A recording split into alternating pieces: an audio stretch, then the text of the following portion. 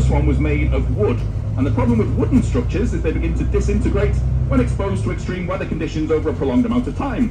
As you can see, the Albert Dock is still standing in its original form. As we go through these lights, continue looking to your left. This next dock, after this little break in the road here, this is Canning Dock on the left just now, coming up to it. Now, Canning Dock is the oldest dock in the city, still in use to this day.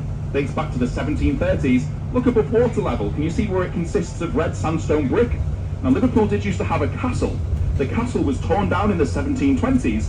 The people of the area then thought, what are we going to do with all of these spare stones and bricks? Someone then had the epiphany, why don't we roll them down the hill and build ourselves a nice shiny new dock? So this dock was built out of the repurposed bricks and stones of the castle.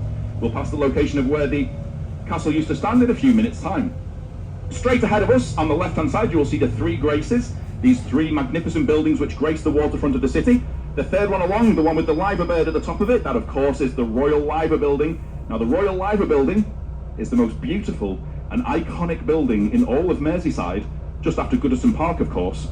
And this particular building contains the largest clock faces in Europe, believe it or not, 2.5 feet wider than those down on the Houses of Parliament, which is where Big Ben lives in London. So yes, Big Ben, you may have all the £80 million refurbishments you so desire, but we still have bigger clock faces than you in the north, so 1-0. This was also Europe's tallest building when it was completed in 1911, and it held that record until 1948, when it was overtaken by a building in Rome in Italy. Have a look at the red and white stripy building to our right, soon to be on our left. This building here is the Streaky Bacon building. Have a look in the middle windows here on the left-hand side. Can you see the models of the Titanic?